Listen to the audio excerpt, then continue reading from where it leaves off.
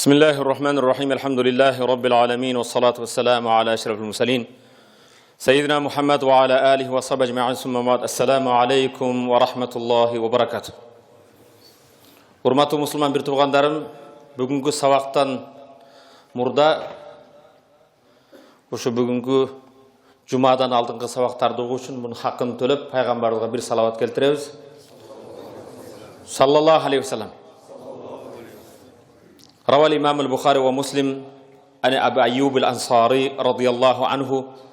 İmam Bukhari jana İmam Muslim Abu Ayyub al-Ansari деген ансарлардан болгон Abu Ayyub пайгамбар үйүндө жашаган сахабадан риваят кылып бул хадисти жеткизет. Анна ражулан кала лин-наби саллаллаху алейхи ва саллям ахбирни би'амалин yudkhiluni al-jannata. Qala ma lahu. Qala an-nabi sallallahu aleyhi ve sellem تعبد الله ولا تشرك به شيئا وتقيم الصلاة وتؤتي الزكاة وتصل الرحمة. Урматтуу мусулман бир тууган Абу Айюб ал-Ансари риваят кылып бизге жеткизет. Бир киши келди да пайгамбарыбыз саллаллаху алейхи ва салламга айтты: "О Аллахтын элчиси, мага бир амалды үйрөтүң. Ал амалды жасасам мен бейишке кире турган болоюн. Мени бейишке киргизе турган, дозоктон сактай турган бир амалды мага хабар бериңчи, ал эмне?" dedi. Пайгамбарыбыз саллаллаху алейхи ва саллям ta'budullah ve la tushriku bihi shay'a.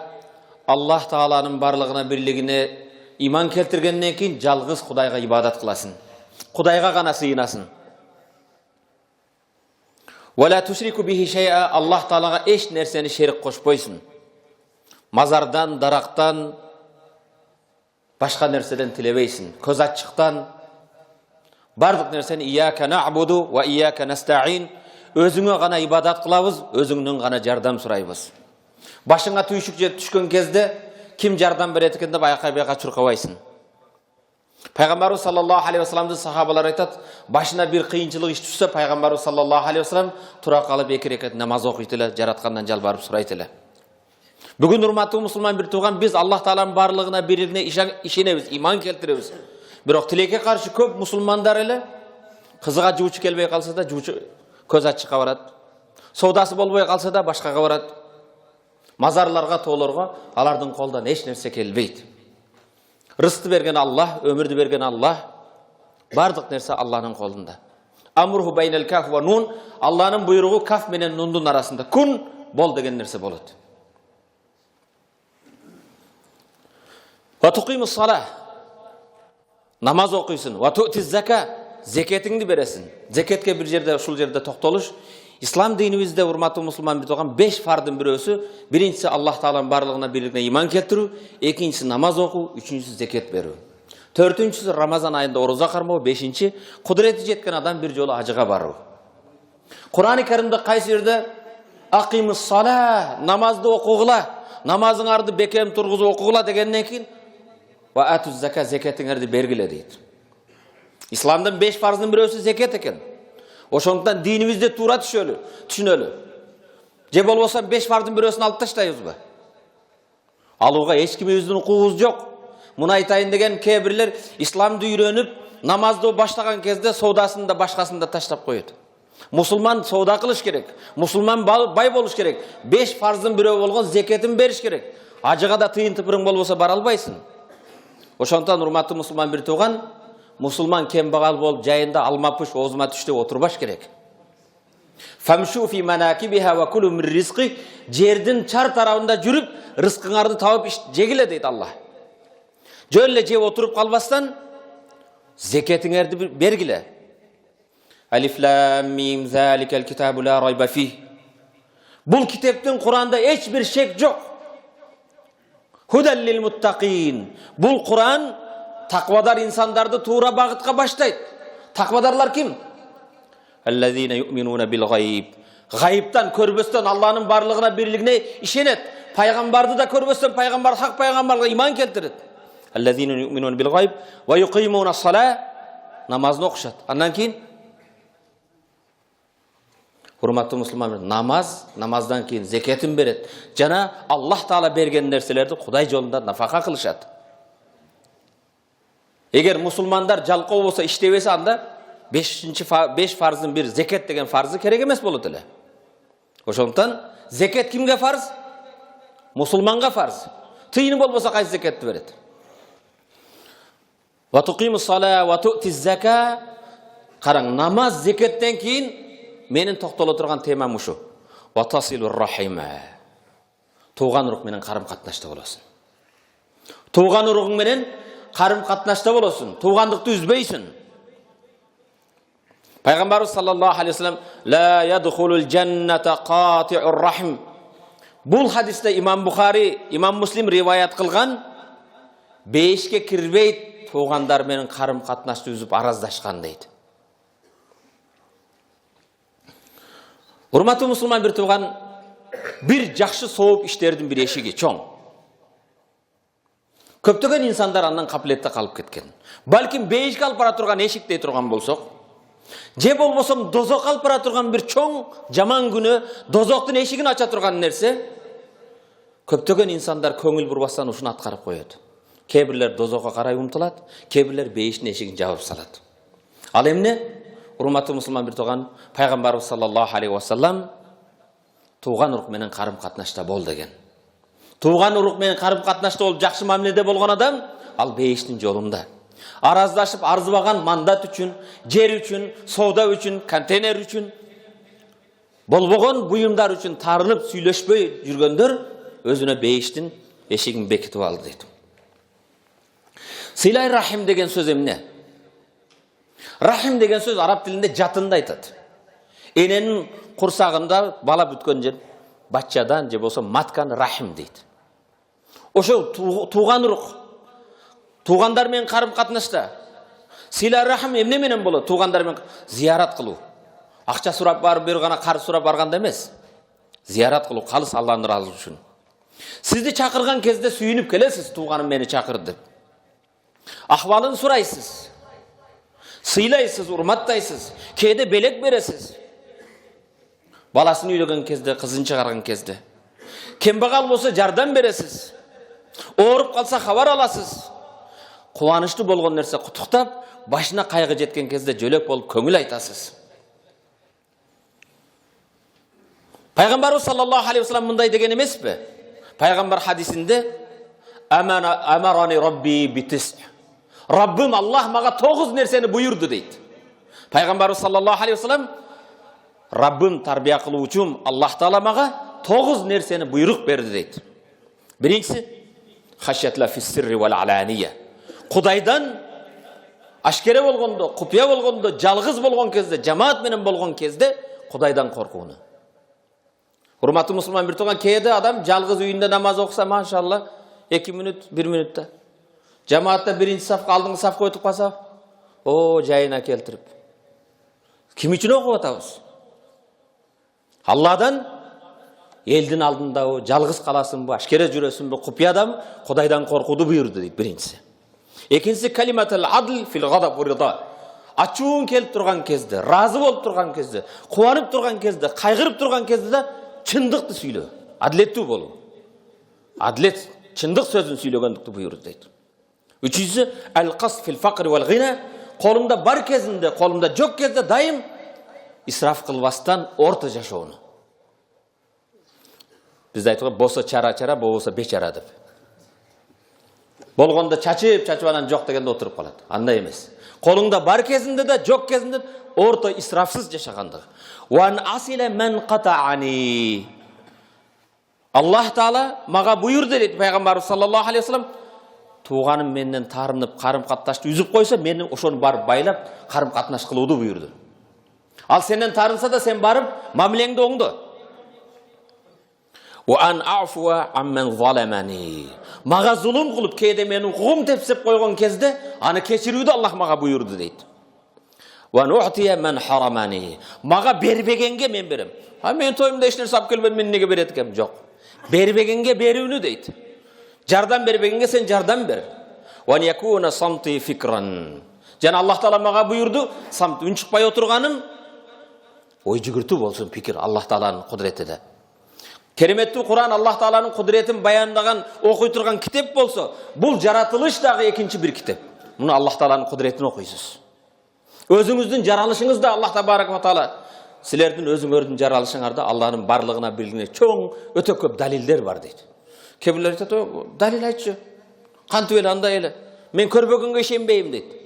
А шамалды көрбөйсүң, ишенесиң. Мечитте ток бар десе, ток бар дейсиң. Кана десе, свет жанып турат. Ал ток эмес ал. Ал токтун таасири. Сен аны көргөн жоксуң.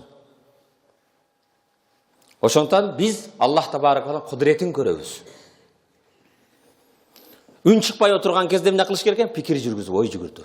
Урматтуу мусулман, Аллах тааланын кудретине караң. Мурнуңузду карап көрүң. Жөнөкөй эле жаралышың, өзүңүздүн мурнуңузга карап көрүң. Аллах жарымын сөйөктөн, жарымын челден жаратып койгон. Эгер бардыгы сөйөк болгондо, даратта эч ким чимкире албайт элең. Айттан чимкирип көрчү. Эгер бардыгы сөйөк болгондо, ичинде тазалай албайт элең. Аты берип антып анан отурат элең. Кыйналып. Эч бирибиз 60га кирген, 80ге кирген бир аксакал ичинде фильтрин алмаштырдыбы? Машинеңде жыл сайын, ай сайын топливый фильтрин алмасын, масляный фильтрин алмаштырасың. Сен мурдуңдагы фильтрди эч алмаштырдыңбы? Бүгүн ошончо техника өнүккөндө жыт билүүчү бир аппарат жасадыбы? Азыр Якутияда 50ге чейин, 60га чейин суук болот экен, минус градус. Урматтуу мусулман бир туган, ошо 60-50 градус суукту алган кезде өпкөнгө 36,6 градус жылуу алып, бир көзүрмегинде жылуу кылып өпкөнгө жөнөтөт. Ошондой суук аба кирсе ооруп каласың. Баняга барган кезде, саунага, парга кирсең 80 градус ысыкты көрсөтүп турат. Ошо ысык аба кирип кетсе дагы ооруп каласың. Бир көзүрмегинде муздатып туруп 36,6 муздактык эмесинде өпкөнгө жөнөтөт. Ким жаратты аны? Аллах. Мына, азыр могу кондиционерде эме кылып отурасың. 1-2 канча минуттан кийин араң иштеп баштайт, жылуулугун берип. Сенин мурдуң кандай эме? Жараткан Аллахтан эми караң, мурдуңду дем алган кезде тешиги кайсы жерде? Эки көздүн ортосунда. Эгер бул жерде чел болгондо, кечинде уктап мындай кылсаң, демиң кысылып өлүп калат элең. Аллах, урматтуу мусулман бир туган, бир ийненин да устасы болот. Бир ийненин да устасы болсо жаралбайт. Арабтардын жөнөкөй бир бадави чөлдө жүргөн койчу келет да, төөнүн корголун көрүп, ал-дуллу алал-баир дейт. Баир деген бу тезек төөнүн барыгына далил болсо дейт. Вал-асару ядуллу алал-масир, мынау из дейт. Бирөөдүн басып өткөнүнө далил болсо дейт. Изди көрүп айтасың да бирөө өтүптүр деп, туру? Корголду көрсөң кой өтүптүр дейсиң. Тезекти көрсөң уй өтүптүр дейсиң, туру? Ушул тезек менен бирөөдүн изи бир нерсеге далил болсо, бул асман жер, бул жаратылыш жалгыз жаратуучунун бар экенине далил боло албайбы деп иманга келет. Биз өзүбүздү жараттыкпы? Жоктон бизди ким жаратты? Урматтуу мусулман бир туган, Аллах табарак ва тааладын кудретине кебилер бир далил издечи, эме көрсөтчү дейт. Сен өзүңнүн жаралышын карачы. Бүгүн колуңардагы сотка, iPhone болсун, башка болсун, карап туруп ошол электроника иштеген, ошол жасаган адамдардын канчалык акылман, данышман экенине таң каласың, Сүрөтүңдү алып коюп, сөзүңдү записып коюп, башка кылып баарына. Өзүңдүчү. Сени жараткан Аллах табарак ва таала. Урматтуу мусулман бир туган. Ошондуктан биз жараткан Аллах табарак ва тааланын кудретин көрүп иманга келебиз. Үн чыкпай отурганда эмне экен? Пикир кылуу. Пайгамбарыбыз саллаллаху алейхи ва саллям, Раббым мага буйурду, үн чыкпай отурганымда жөн үн чыкпай, кимди аңдысам, кимди бирөөгө жазып берсем, кимдин бирөөнүн жерин басып алсам эмес, Аллах тааланын кудретиге ой жүгүртүүнү буйурду. Ва назари ибратан. Ал карашым, көз карашым, бир нерсе карасам, ибрат алайын. Ибрат сабак алайын деген сөз. Бирөөдү ооруганды көрсө, Аллахым шифа берсин. Кудайыма шүгүр, буга берген ооруду мага берген жок. Көрүп атасыз, туру? Айлана чөйрөгө карап, алхамдулилла. Канчалык адам көрбөй жатат, сен көрүп атасың. Канчалык адам укпай жатат, сен угуп атасың. Көз карашың дагы дайым ибрат. Ден соолук ар бир адамдын башындагы тач коронасы экен, аны ооруган адам гана көрө алат экен. Жөнөкөй адам өзүбүз көрө албайт экенбиз. Уқба ибн Амир деген сахаба айтат, "Қала лақиту Расулаллахи саллаллаху алейхи ва саллям яуман фабадартуху фаахазту бияди." Уқба ибн Амир бір күн пайғамбарымыз саллаллаху алейхи вассалам көріп қалдым да чурқап келіп пайғамбардың қолынан қармадым, көріштім. Же болбосам пайғамбар саллаллаху алейхи вассалам шашып менің қолымнан қармады дейді. Фақала я Уқба, ала ухбирука би афдали ахлақ. Ей Уқба, ең жақсы мінез, ең жақсы адеп ақылақты айтайын ба саған деді. Пайғамбар саллаллаху алейхи вассаламмен көрішкеннен кейін пайғамбар Уқба ибн Амирға айтты: "Ей сахабам, саған ең жақсы мінезді үйретейін ба адеп ақылақты?" деді. Бұл дүниеде ахлақ ахлі дүния ва ахлі ахира. Ақыреттегі инсандардың, бұл дүниедегі инсандардың ең жақсы адебін үйретейін ба ақылақын деді. Ова үйретің деді ле. Тасилу ман қатаака. Сенің қарым қатынашты үзіп қойғандарға сен байланыс түзесің. Тарынбайсың. Барып мамиле түзесің. Ва туъти ман харамака. Бербегенге бересің. Ва таъфу амман заламак. Сені қапа қылғандарды кешіресің. Ала ман арада ан юмад фи умрихи ва юбсата фи ризқихи фальяттақиллах вал ясил за рахимих. Ким пайғамбар айтты: "Ей, көңіл бұрғыла. Кімде кім өмірім ұзын болсын десе, рызқым кенен болсын десе, көңіл бұр" дейді пайғамбар. Рызқым кенен болсын, ауқатым кенен болсын, берекелі болсын десе дейді. Өмірім ұзын болсын десе, туғандармен қарым қатынас қылсын дейді. Кейде менің ағам бар де, башқа бар өте жақсы қарым қатынас деді, өмір ұзын болбады ғой десең, өткеннен кейін ескергенде дайым адамды жақсылық менен ескеру. Құда рахматы паланчы мұндай елі, мұндай жақсы адам еді деп адамдар жақсылық мен рахмат тілеп ескерген екінші сенің өмірің болады. Кейбір ел өлгеннен кейін, 3 күннен кейін ешкім естегісі де келмейді. Естесе рас болды дейді, барыз құтылдық дейді.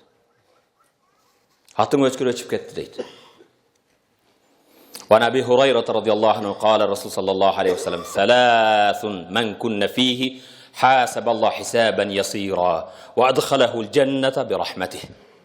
3 sıfat kimde bolsa deydi Allah tabaraka ve taala, al adamды қияматта өте жеңіл есеп алады. Экзаменен жеңіл қылады, жана 5-ке өз рахматы менен киргизет дейді. Ал 3 нәрсе эмне экенин билгиңер келсе пайгамбарга бир салават. Урматтуу мусулман бир туган, пайгамбар саллаллаху алейхи вассалам кимде 3 сыпаты болсо, Аллах таала ал адамдан жеңіл есеп алат, жана 5-ке өз рахматы менен киргизет дейт. Биринчи кала туъти ман харамак. Бербегенге бер. Мен шунча мен жакшылык кылсам да билбейт деп агасынан, карындашынан, байкесинен, тайкесинен капа болгондар бар. Нан көр бу билбей. Бербегенге бер дейт. Ва тафу ман заламак. Сени капа кылып зулум кылганды кечир. Ва тасилу ман катаак. Сени менен карым катнашты баракешти үзүп койгонго бар сен. Барып аракет кыл. Файза фаалта залик, качан ушул нерсени кылсаң, бербегенге берсең, капа кылганды кечирсең, карым катнашта боло турган болсоң, үзгөндөр менен байланышсаң, Аллах эсебиңди жеңил кылат, жана 5-ке Аллах табарак өз рахматы менен сени киргизет дейт. Имам Бухари салафи салихтерден, табииндерден, сахабалардын өмір баянынан bir нерсени жеткизип, Али ибн Хусейн, Hazreti Ali'nin balası Hüseyin жөнүндө bir нерсени жеткизет бизге. Hazreti Ali баласыга мындай дептир: "Я бунай, ла тасхабанна кати'ар рахим." Балам, эч качан тууган уругу менен карым катнашты үзгөн менен дос болбо. Жолдош болбо. Тууганына жакшылык кылбаган сага эч качан жакшылык кылбайт. Тууган урук менен мамилеси оңолбогон сени менен оңолбойт. Тууган уругу менен карым катнашты үзгөнгө эч качан жолго да чыкпа, аны менен достошпо. فإني وجدته ملعونا في كتاب الله في 3 مواضع. Себеп мен Куранды терең ой жүгүртүп окуганда тууган урук менен карым катнашты үзгөн адамга 3 жерде наалат айтылыптыр деди. Алланын наалаты кары айтылган экен. Каргышы. Аны Умму Кулсум бинти Уқба радияллаху анха, Уқба ибн Амир деген жана бир сахабаны айт. Ошонун Умму Кулсум деген кызы бар экен. Кала Расул саллаллаху алейхи вассалам, бул айтат, пайгамбар айтты дейт. Афвалу садака. Биз кайрымдуулук кылабыз да, садака кылабыз, жакшылык кылабыз. Садака афдалу садака ала зи рахимин каших. Садакалардын эң жакшысы дейт, ичинде сага мынтип кызганып, жаман көрүп жүргөн тууганыңа бергениң дейт. Садакалардын эң жакшысы, кээде биз жакшы көргөнгө башкасына беребиз, бирок паланчы мени жаман көрөт, артымдан жаман сүйлөп, жок. Пайгамбарыбыз саллаллаху алейхи вассалам айтат, садакалардын эң жакшысы зекет бересиңби, кайрымдуулук кыласың. Эң жакшысы сага ичинде бир жаман көрүүдү жашырып жүргөн тууганыңа берген жардам дейт.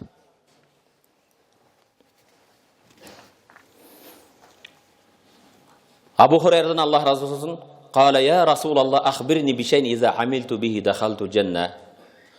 О Аллахтын элчиси, мага бейишке алып бара турган амалды үйрөтүң деп Абу Хурайра пайгамбардан сураганда, пайгамбар ат'имит таам, ачка адамдарга тамак бергин, ва афшис салам, саламды, тынчтыкты жайгын, василил архам, туган ыктар менен карым катнашта болгон.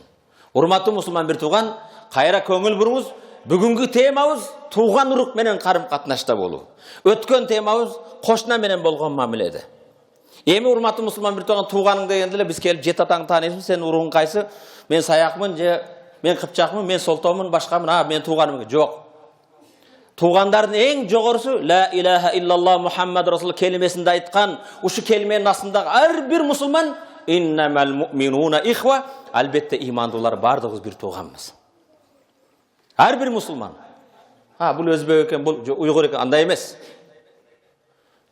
Раббым Аллах, пайгамбарым Мухаммад, диним ислам деп, менин динимди дин туткан имандуулар бардыгы бир туганбыз. Ошондуктан бардыгыбыз, ал Африкадан болобу, же Америкадан болобу, кайдан болбосун, мусулмандар бардыгы бир тугандар. Пайгамбарыбыз саллаллаху алейхи ва салламга караңыз.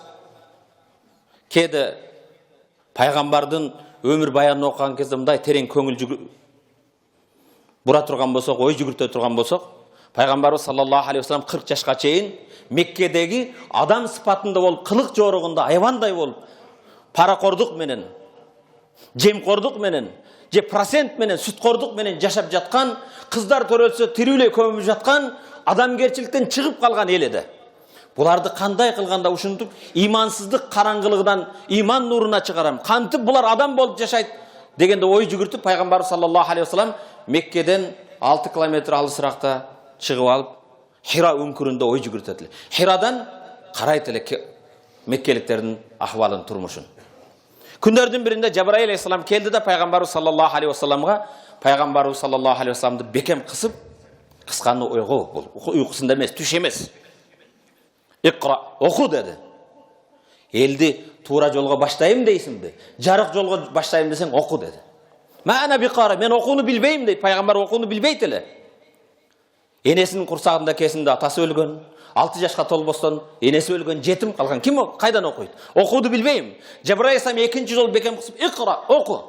3. jol kısıp, ikra bismi rabbikellezi halak. Okugun seni jaratkan Allah'ın ismi menen. Halakal insana min alak. İnsandı uyugan kandan jaratkan Allah'ın ismini oku. İkra ve rabbukel akram allezi alleme bil kalam. Kelimettu Allah'ın ismini oku alallah. İnsandı kalem menen жазууну үйröttü. Allemel insana ma lam ya'lam. İnsandı bilbegen nerselerdi bildirgen Allah'ın ismi menen oku dedi. Oku, jana oku, Leylin'in sözü emes eken. Cebrail aleyhissalamdın paygambarga bolgan buyruğu. Kur'andın birinci buyruğu. Asman menen жердин байланышы bir ikra, oku. Biz de okunabız desek, üy bilöde, aylana çöröde, kovumda oku menen bolot eken, ilim menen. Biroq temabız bilmez. Peygamber sallallahu aleyhi ve sellem Cebrail aleyhissalam bul okatçı körgön emez. Hira ünkürden titrep korkup üyüne çurkap geldi. Akıldı danışman ayal Hadiçe enemiz Peygamber üyge kelgen zammilunu orop koygula titrep atat. Hadiçe enemiz Peygamber sallallahu aleyhi ve sellem'e orop koydu. Orop koygandan keyin usbut. Bekem bol, korkpa. Özüňe jakşı bekem bol dedi. Abşir, jakşılık bolot, jamandyk bolboyt dedi. Emi köngül buruňuz uşul jerde. Korkpa. Emne oldu okuya? Korkpagın bekem turgun dedi ayalı. İnneke la tasil rahim. Sen tuğan uruk menen karım katnaştın, bolosun. Sen tuğandar menen daim karım katnaştasın. Oşondan sağa hiç jamandyk bolboyt dedi. Birinci Hadiçe'nin özünün sözü, korkpagın al jaman nerse emez. Sen de tuğan uruk menen karım katnaşta bolgonga hiç kaçan jamandyk bolboyt dedi. Birinci paygambarın sıfatı. Paygambarlık kelelek edi. Wa tasdiqul hadis. İkinci paygambarın sıfatını ayıp otadı. Sen daim çındıkты süyleysin, jalgan süylebeysin, çındıkты süylebeysin. Sağa jamandyk bolboyt dedi. Wa tuksibul ma'dum. Kolunda joktorga jardam beresin sen. Daim beybeçaranın janındasın. Wa tuqri'ud dayf. Konakты sıylaysın. Oşondan korkpa sağa jamandyk bolboyt. Jana hakikat jolunda ақиқат тарауындағыларға дайым жардам бересің. Ошондуктан сага жамандык болбойт. Көңүл бур, урматтуу мусулман бир тууган, Хадича энебиз ислам келелек, Хадича энебиз дин жөнүндө маалыматы жок. Бирок күйөөнө айткан жер сага жамандык болбойт. Эмне үчүн? Сен тууган урук менен карым катнаштасың. Сен жаман адам эмессиң. Сен конокту сыйлайсың. Сен ақиқат тарабындасың. Сен колунда жокторго жардам бересиң. Ошондуктан коркпо dedi. Бир аз өзүгө эс алгандан кийин пайгамбарыбыз саллаллаху алейхи вассаламды титрек кеткенден кийин Варака ибн Науфал деген 90 жашка барып, көздөрү жакшы көрбөй калган, көзү ажиз болуп калган 90 жашта ошого чейин Иса алейхиссаламдын динин бекем кармаган, Тавратты бекем билген илимдүү Хадича энебиздин атасынын бир тууганын алып келди.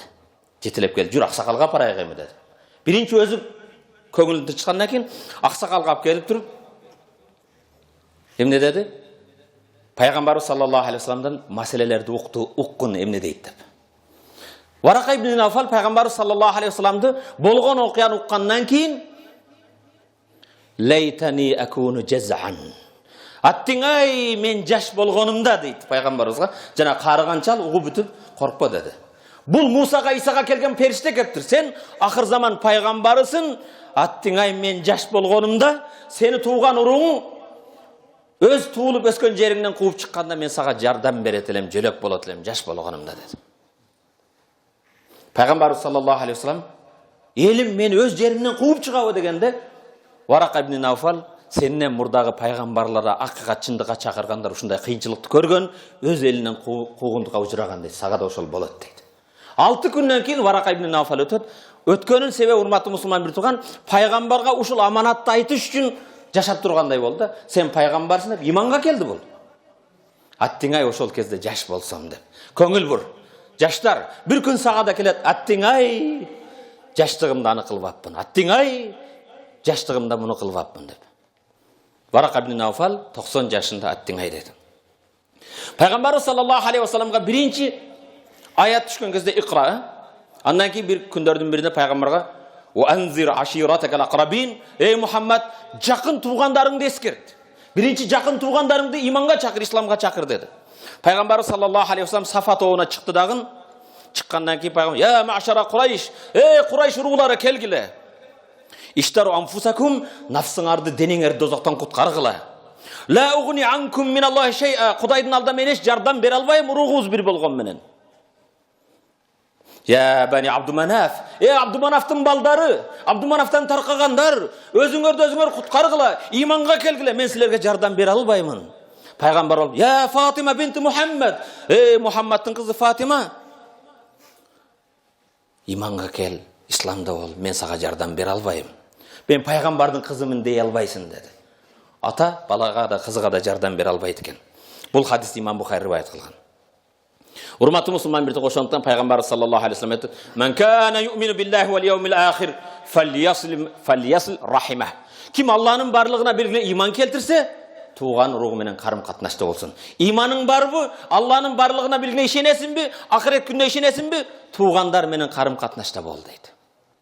Туугандар менен араздашып жүрүп сүйлөшпөй койгондук, жылдап, айлап барбай койгондук бул мусулмандын, момундун сыпаты эмес экен. Пайгамбарыбыз саллаллаху алейхи вассалам бирок кебирлер айтат: "Паланчы мени зиярат кылса мен зиярат кылам. Ол келбесе мен неге келет элем" дейт. Андай эмес. Ошондуктан адеп ахлакыбызды, жүрүш турушубузду урматтуу мусулман бир тууган, Алланын кереметтүү Кураны менен кооздойлу.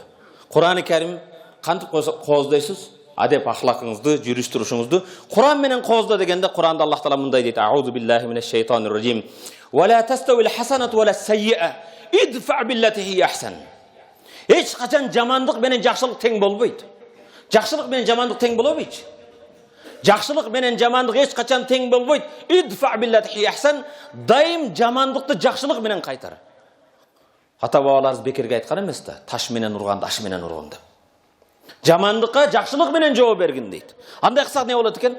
Жамандык кылганга жакшылык кыла берсеңиз, тарынганга барып жалынып, кечирим сурап, жардам бере берсеңиз, ал кезде فَإِذَا الَّذِي بَيْنَكَ وَبَيْنَهُ عَدَاوَةٌ, сени менин араңда, анын арасында душмандык болгон адам жакшылык кыла берсең, كَأَنَّهُ وَلِيٌّ حَمِيمٌ, эң мээрбан, эң жакын жөлөгүң сени коргоочу болуп калат. Эң жакын досуң болуп калат, эң жакын тууганың болуп калат дейт. Жамандык кылганга жакшылык менен кайтара берсең, араңдағы душмандық жоғолуп, ең жақын мейірімді боорукер сага жөлөк сени коргоочу болуп калат дейт. Урматтуу мусулман бир тууган, жамандыкка жакшылык менен кайтарган адам эң рахатта жашайт. Эч качан кайгырбайт. Буну дайым Аллахтын ыраазылыгы үчүн кылат. Ал бирөөгө жамандыкка жакшылык менен кайтарган адам эртең шайлоого мага доошун берсин дебейт. Ал Аллах үчүн. Же болбосо бирөөдөн корккондугунан жакшылык кылбайт, Аллах үчүн кылат. Пайгамбарыбыз саллаллаху алейхи вассалам мындай дейт, бир пайгамбарга салават. Ва ма задаллаху абдан би'афи илля иззан.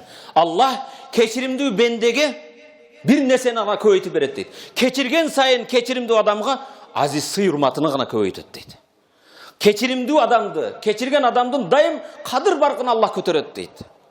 Ва ма тавада ахадун лиллах илля рафаху Аллах. Кайсы бир адам Кудай үчүн кичибейл болсо, Кудай үчүн кечирсе, ал адамды Кудай көтөрө берет дейт, кадыр баркын. Валлазина хум анил лагви му'ридун. Муъминун сүрөсүндө Аллах таала муъминдердин сыфатын айтат да.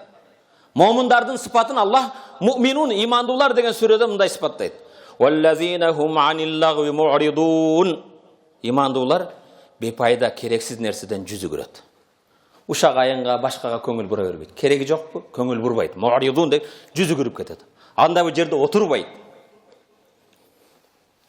Ва иза хатабахумул жахилуна қалу салама. Фуркан сүресинин 63 аятында имандуулардын бир сыпаты ва иза хатабахумул жахилуна, жахил, динсиз, имансыз, билимсиз, саватсыз имандууларга бир сөз менен кайрылса, қалу салама дейт. Сага тынчтык болсун, Кудайыма тапшырдым. Аман болчу дейт. Кой аман бол деп коет. Сен тынч бол дейт. Кыргыз тентекке теңелип терек бою секирбейт. Нажасатты урсаң өзүңө чачырайт. İmandudun, momundun sıfatı neyken? Cahilder, dinsizler, ateistler, tengirçiler başka kankezde.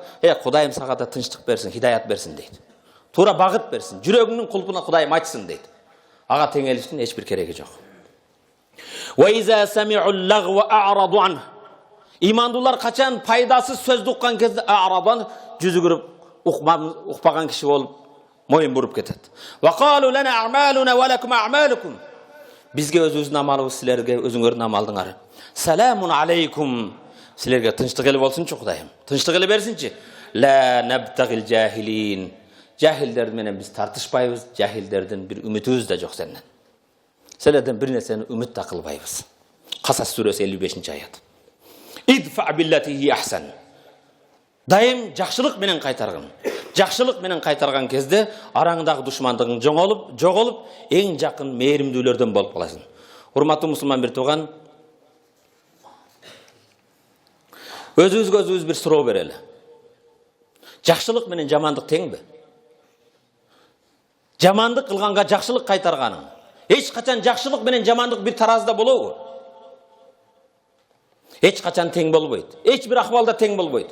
Ошондуктан кел, өзүңдүн акыбалыңды, мүнөзүңдү жакшылык менен оңдо. Жаманга жамандык менен кайтарып эмес. Кээ бирлер таза кыйын болуп, мисал келтирген кезде өзүнчө даанышман бир китеп окуган киши болуп, Библияда мындай деп турга Иса пайгамбар сол жагыңды урганга оң жагыңды тос дегенде. Өзүңдүн кереметти Кураныңды окучу канча аяттар бар. Adamlar menен болгон мамилеңде, кошуналар менен болгон мамилеңде, туугандар менен болгон мамилеңде адебиңди оңдо. Дайым жамандык кылганга жакшылык менен кайтарууга аракет кыл. Аллах Куранда айтат: "Фалиафу", кечирсиндер, "Валиясфаху", кечирип алар менен болгон араны оңдосун. "Ала тухиббуна ан ягфираллаху лакум?" "Ала тухиббуна ан ягфираллаху лакум?" Аллахнын кечиримин сүйбөйсүңөрбү? Аллах силердин күнөөңөрдүн кечиришин жакшы көрөсүңөрбү? Эгер Аллах күнөөңөрдүн кечиришин жакшы көрсөңөр, кечиргиле бирөөдү. Бирөө менен мамилеңерди оңдогула дейт. Валлаху гафурун рахим. Аллах кечиримдүү, мээримдүү зат дейт. Имам Тирмизи бир хадисти мындай дейт: "Ас-садака алал масакин садака." Колунда жок бечараларга садака кылсаң, бир садаканы соон алат экенсиң. Бул жерде дагы баса белгилейин. Мойтта отургандар көбү ата-бабадан калган кесип кылып алган. Буларга бериш шарт эмес. Эгер инвалид болбосо, оорукчан болбосо. Көчелерде отырған, жолды тосып алған коляска жалғанчы. 80% бар қалпычылар. Аялдарға бір мында қарағыл еле, алдыңа келіп тиын сұрау. Оозу бар алтын тиш. Бұлар ата бабадан қалған, кесіп қылып алған. Бұларға беріштің керегі жоқ. Садақа, бұл хадисқа қарағын. Пайғамбар саллаллаху алейхи вассаламдан имам Тирмизи Салман ибн Амирден жеткізген хадисте айтады: "Ас-садақа алал масакин садақа." Қолында жоқ бейбешараларға қылған садақаң бір садақа болады. "Вахи ала зиррахим иснан синтани садақатун василатун." Туған ұрығыңа шоны берсең дейді, садақанына соғын аласың, туғандар менен болған қарым-қатынашын соғын аласың дейді. Туғанға берген жардам, анда екесе соғып көп алады екенсің. Андай бола тұрған болса, сен өзің білген қолы қошынаңа, тайкеңе, байкеңе, айылдашыңа ошоларға жардам бер. Айша енемізден Аллах Таала разы болсын, пайғамбарымыз саллаллаху алейхи вассалам айтады: "Кимде-ким ман ахабба ан юбсата лаху фи ризқихи ва юнса лаху фи асари фальясил рахимah." Ким өмірі ұзын болусын қаласа, кимде-ким өмірім ұзын болсын десе, рызқым кенен болсын десе, туған ұрық менен қарым-қатынашта болсын дейді. Урматтуу мусулман, бір туған кегілемі, дағы бір чындыққа келебіз. Силату рахим деп атабыз. Туған ұрық менен қарым-қатынашта болған, бұл шариаттың талап қылуы, Алланың бұйрығы, пайғамбардың сүннеті. Егер туғандар мұсылман болбай қалсачы, кейде мұсылман емес туғаның болып қалады. Бұл жерде де ислам динimiz мұсылман болбоса да мамилени жақшылыққа қылуға шақырады, бірақ шарты мұсылман тәсір беруші болады, тәсір албайды. Мұсылман ошол жерге барсам да бір жақшы насаат қылсам, бәлкім мен себеп болып ақылына келіп қалар, теңіршілігін таштап мұсылман болып қалар, динге келер деген мақсатта. Егер мұсылмандарға зиян болып қалса, диніңе зиян болса, анда қарым-қатынаш қылбайсың. Пайғамбарымыз саллаллаху алейхи вассаламның кезінде де біреусі келеді, пайғамбарымыз саллаллаху алейхи вассалам: "Я Расулалла, енем келіптір" дейді. Бірақ енесі мұсылман бол електі. Енем менен мамиле қылайын десе, пайғамбарымыз саллаллаху алейхи вассалам: "Бар, хабар ал, жардам бер, ал сенің енең" дейді. Егер туған ұрықта мұсылман емесі болса да, атеисі бі, құдайсыз бі, коммунист бі, башқа бі, бұл андай еле, мұндай еле демейсің, динimiz қарым-қатынашқа шақырады, аларға жақшылық қылғын. Бірақ шарты бар, ислам өкімдеріне барсаң, намазыңды оқуа деп, же болсаң алдыңа арам тамақ қойып башқа қыла тұрған болса, анда башқа жөн. Бірақ мұсылман тәсір беруші болуш керек, тәсір алушы емес. Пайғамбар саллаллаху алейхи вассалам: Алланың барлығына қасам ичем дейді пайғамбар. "Фаваллахи ли ан яхдияллаху бика ражулан", сен бір адамды тура хидаятқа баштап қоюың, бір адамды намаз оқып қоюың, бір адамды жұмаға жетелеп келуің, бір адамға динді түсіндіріп қоюың, хайрун лака мин ан якуна лака хумрун ниам, қызыл төден жақсырақ дейді. Ал кезде қызыл тө не айтады пайғамбар саллаллаху алейхи вассалам? Ошо 14 қылым мұрда елестетің, джип 570-тің орнында. Bir 570 Lexus джип алғаннан bir адамға намаз үйретіп қойың жақсырақ дейді. Бұл хадистің башқа жолында пайғамбар саллаллаху алейхи вассалам айтады: "Bir адамға тура бағытқа түшіне себеп болып қалуың күн тиіп тұрған барлық нәрседен жақсырақ" дейді. Пайғамбар саллаллаху алейхи вассалам ушул хадисте айтады: "Bir адамды тура бағытқа башталышына, тура жолға жүрүшүнө себеп болып қалсаң, дүниеде бар нәрседен жақсырақ" дейді. Андай бола тұрған болса, алыстап тұра берсең, қашан неме қыласың? Ошо жақын қарым-қатынашта болып, әрекет қылып, үгіт насаат. Негізгі мақсатыбыз не екен? Аллах жолына шақыру. Урматтуу мусулман, bir туған пайғамбар саллаллаху алейхи вассалам хадисіне көңіл бұр. "Иннал абда ла ятакам би калима." Bir ad bende de кейде bir сөз сөйлеп қояды. Min rizvanillah, Allah razı болып отырған сөз сөйлеп қоясыз. Отырасыз кейде, la yulqi laha balan. Өзіңіз көңіл бұрмай қоясыз. Siz bir çoğuluşta oturup, bir dasturxonda oturup, Allah razı болып отырған bir сөзді сөйлеп, біреуге bir tasir berip koyuyorsunuz, бірақ siz көңіл бұрған емессіз. Siz al сөздің қаншалық bağlı екен сезбей қаласыз. Yarfa'ullahu biha darajat. Ошол сөзіңізмен Allah бейіштегі sizin даражаңызды көтеріп береді. Wa innal abda la yatakallam bi kalima. Мұның тескерісінше кейбір отырып алып, ғылжыңда бір нәрсе сөйлеп қояды.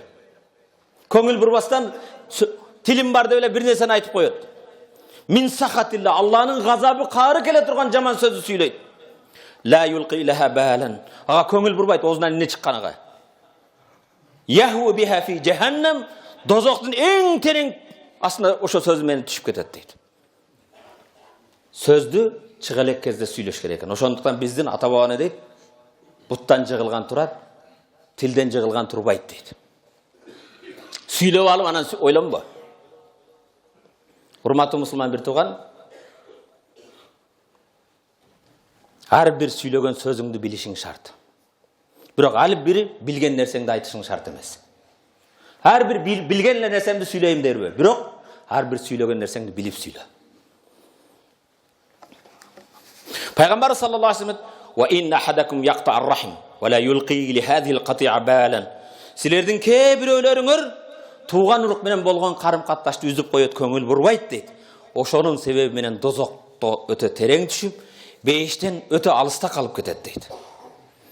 Кайра пайгамбар саллаллаху алейхи ва салламга айтам, пайгамбар саллаллаху алейхи ва саллам Варака ибн Навфалга келген кезде, Варака ибн Навфал 90 жашында, пайгамбарга биринчи келгениме, Варака ибн Навфал пайгамбардын сөзүн угуп туруп мындай дейт: "Иннака ла наби ахир заман." Сен акыр заман пайгамбарысың. "Иннака ла наби ахир умма." Акыркы үммөттүн жетекчиси сен болосуң. "Лaqad ataka namus allazi ja'a Musa." Мусага, Исага келген периште сага келиптир. "Wa inna qaumaka sawfa yukazzibuk." Келечекте эрте бир күн динге чакырып баштаганыңда, пайгамбарды мын деп чыкканыңда, коомуң сени жалганчы деп чыгат. "Wa yuqatilunак", сага каршы уруш чыгат. "Wa yu'zunак", сага ыза беришет. "Wa yukhrijunaка", үйүңнөн, туулган жериңден чыгарат. Бүгүн да сен кээде туугандарыңда болушу мүмкүн. Койчу, үйгө киргизбей, тамагын бербей, башка. Бирок акыйкат менен батыл, ак менен кара ушундай жарышып келе берет. Сен Аллах үчүн чакырып атсаң, чыдайсың бардык нерсеге. Ошо 4-нчү мындай дейт: "Лайтанакун шаббан", аттыңай ошол кезде жаш болсоң. "Из юхриджука каумука", коомуң сени чыгарып жаткан кезде, эгер жаш болсоң, ошол кезде мен сага жардам бермекмин. Пайгамбар саллаллаху алейхи ва саллям мени коомум чыгарабы дейт. Чындыкты айтсаң жакпайсың. Туура айтып тууганыма жакпаймын дейт го. Туура айткан дайым эле туугандарына жага бербейт.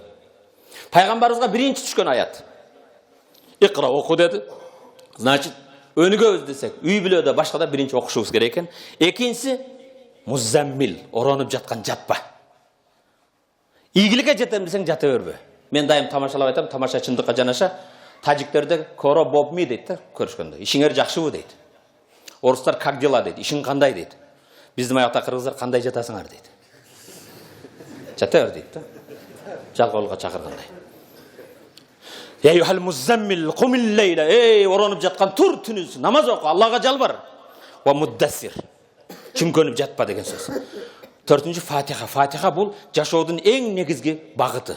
Жалгыз Кудайга сыйынуу, жалгыз Аллах Тааладан тиленүү, туура жолду Аллах Тааладан сурагандык. Андан кийин урматтуу мусулман бир тууган, жаңы иманга, исламга чакырган кезде Меккеликтерди, имандууларды Меккеде ыза чеккен кезде, кыйынчылык болгон кезде Эфиопияга көчүп кетти.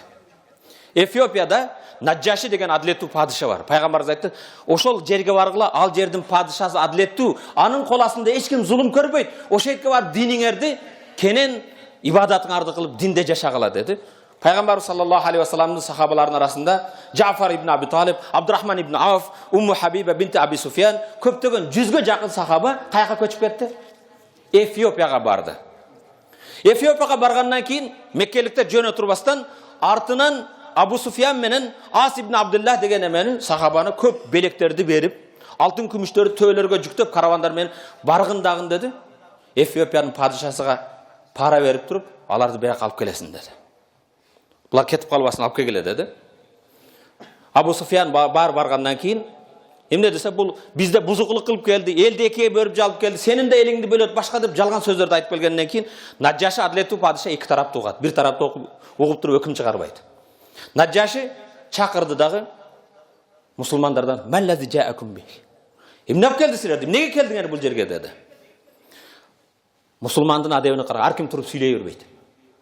Карап туруп мусулмандар арасынан Джафар ибн Аби Талиб, пайгамбардын жакын бир туугандарынан, атасы менен бир тууган, Джафарды айтты: "Сен биздин атыбыздан сүйлө" деди.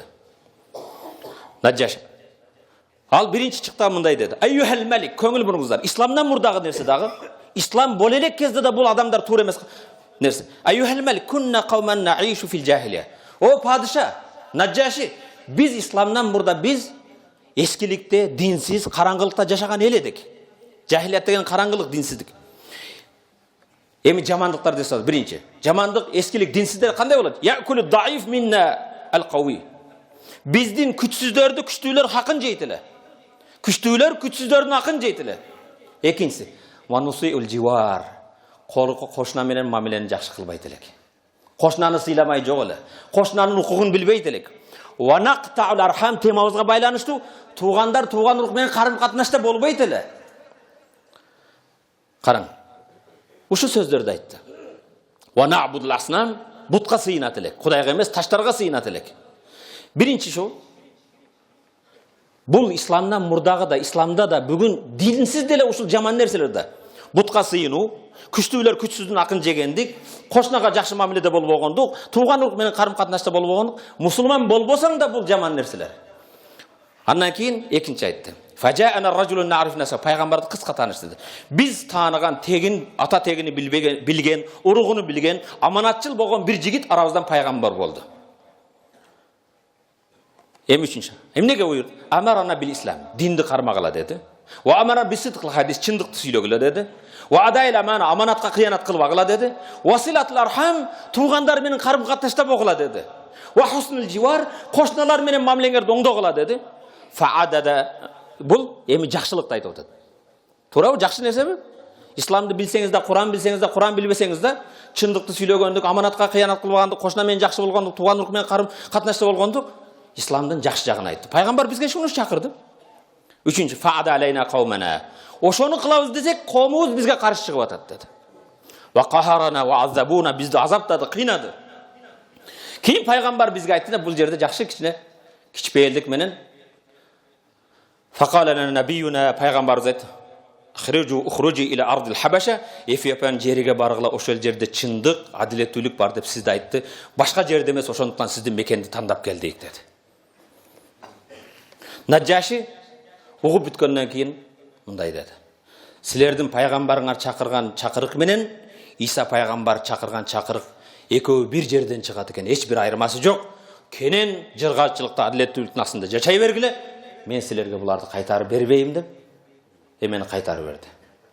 Курайыштардан келген эки элчини, ал айтты, белекти албайсызбы дедиле. Мен падыша болуп турган кезде мен пара албайм dedi. Bu белек эмес, бул пара dedi. Урматтуу мусулман бир тууган, андан кийин бизге Кураныңдан окуп берчи деген кезде, ошол кезде хижратка бара жаткан кезде Сурай Кахф менен Сурай Мариям түшкөн. Мариям болсо Мариямдын өз жөнүндө христиандар кандай? Ошол жөнүндө окуп бергенден кийин Наджаши мусулман болду. Пайгамбар саллаллаху алейхи вассалам жылдар өтүп Мадина Мунавварада, кийин хижраттан кийин Мадинада бир жылы пайгамбар келди да сахабаларга "Куму, туруңуздар" dedi сахабаларга. "Тургула" dedi. Эфиопиядагы адилеттүү мусулман бир тууганыңар өлдү, жаназа окуйбуз dedi.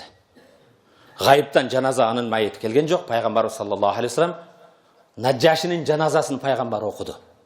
Урматтуу мусулман бир тууган, мен негизги тема жеткизейин дегеним, караң, исламдан мурда да, исламда да, Курандын буйругу да, пайгамбар саллаллаху алейхи вассаламдын көрсөткөн жолу да дайым эмнеге чакырат экен? Колу кошуна менен жакшы мамиледе болуу.